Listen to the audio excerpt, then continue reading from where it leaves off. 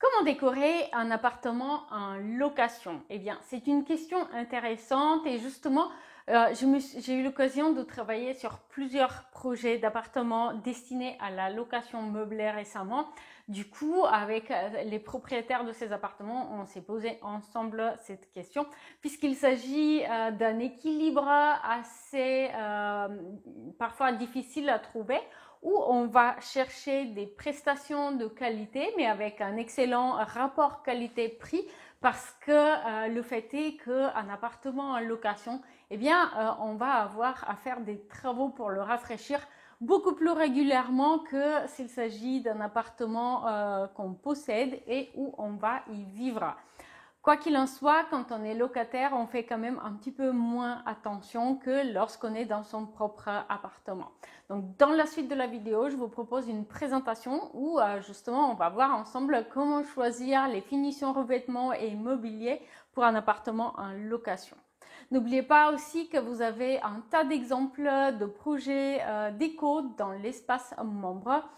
Et ces projets déco ont aussi une liste shopping. Donc, s'il y a un projet spécifique que vous avez vu sur la chaîne qui vous plaît, eh bien, dans l'espace membre, vous allez pouvoir télécharger un PDF avec les plans et les vues en 3D et la liste shopping, ce qui permet du coup de reproduire les ambiances dans votre appartement que vous souhaitez mettre en location et aussi d'adapter du coup un projet de la bibliothèque à votre projet à vous. Comment décorer un appartement en location? Donc voici la question qu'on se pose dans cette vidéo et surtout ne quittez pas avant la fin puisque à la fin de la vidéo, je vais vous proposer 3 room tours de 3 appartements destinés à la location différents, ce qui permet du coup de trouver inspiration. N'oubliez pas aussi que vous avez à votre disposition la bibliothèque de projet. Vous allez pouvoir trouver inspiration et des plans PDF que vous pouvez adapter à votre pièce. La liste shopping aide également à les adapter. Il y a aussi les gabarits et les guides de mesure et dimensions à connaître. Donc, voici un exemple d'utilisation des gabarits dans un appartement. N'hésitez pas à les utiliser également. Alors, on va d'abord chercher un bon rapport qualité-prix quand on envisage à décorer un appartement en location. Certaines finitions de mobilier sont au top en photo et parfois le rapport qualité-prix est suffisant. Parfois, c'est un petit peu disproportionné d'aller chercher du haut de gamme pour une location.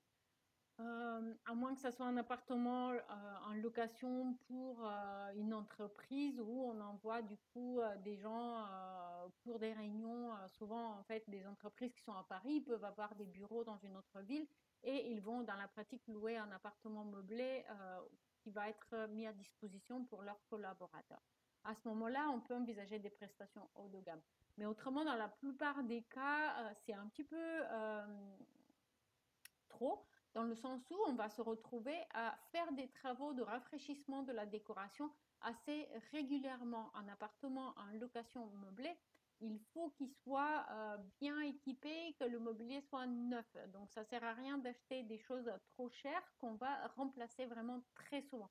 Parce que même si vos locataires ils prennent soin du bien, eh bien c'est quand même pas pareil quand on est dans une location en particulier en courte durée. On ne prend pas soin de la même façon du mobilier de définition de la salle de bain, de la cuisine, etc. Donc le bon rapport qualité-prix, c'est vraiment quelque chose de très important. Alors après, au niveau déco, essayez d'opter plutôt pour des couleurs neutres. Ça peut être très bien tendance, sympa et tout, mais essayez d'éviter votre couleur préférée parce que ce ne sera pas la couleur préférée de tout le monde, encore plus si c'est un vert pomme ou un rose fuchsia ou quelque chose de très marqué comme ça. Un appartement qui plaît aux locataires potentiels est un appartement dans lequel ils peuvent se sentir chez soi, se projeter, être à l'aise. Donc ça nécessite d'éviter les couleurs un peu trop fortes, un peu trop personnalisées. N'hésitez pas à opter pour un style scandinave moderne qui est neutre et chaleureux avec des nuances de gris, de beige et de bois naturel. C'est avec un tout petits accents colorés ici et là, comme là vous pouvez apercevoir un pouf qui dépasse, qui est jaune moutarde. Bon, avec quelques petits accents colorés comme ça que vous pouvez aussi remplacer souvent. N'hésitez pas du coup à avoir des finitions neutres. Deuxième conseil, euh, essayez de bien soigner la décoration et l'aménagement de la salle de bain, encore plus si elle est toute petite.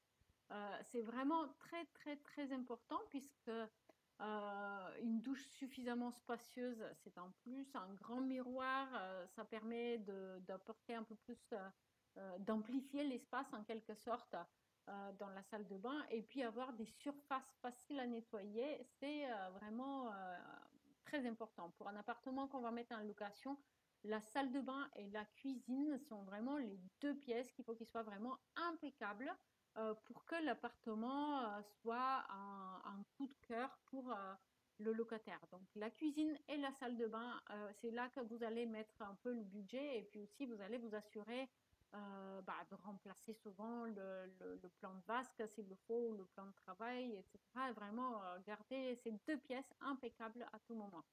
Alors, si vous avez un appartement haussmannien ou ancien en centre-ville, vous allez peut-être avoir des plafonds hauts.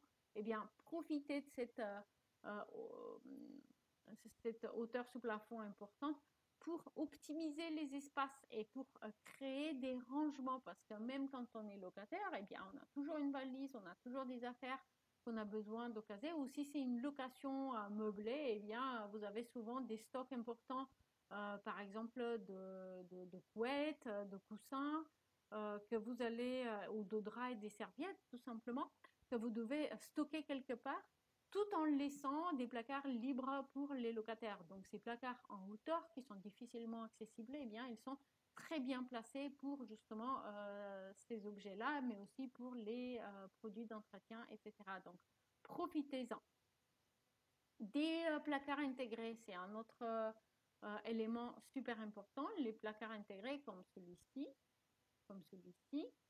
eh bien, ils sont très pratiques dans un appartement qu'on va mettre en location, en particulier si c'est une location classique, c'est-à-dire pas meublée. Parce que mettez-vous à la place d'un jeune cadre qui loue un appartement ou un étudiant. Ils n'ont pas envie de mettre le budget pour acheter des armoires, des commodes et des choses comme ça. Parce qu'ils vont peut-être rester 2, 3 ans et après ils vont bouger dans une autre ville peut-être. Ou alors ils vont acheter un bien et ils vont vouloir du coup l'aménager à leur goût. Donc quand on loue un appartement, quand on est jeune, on n'a pas envie de mettre le budget dans le mobilier parce que tout ce que ça fait, c'est rendre le déménagement par la suite plus compliqué.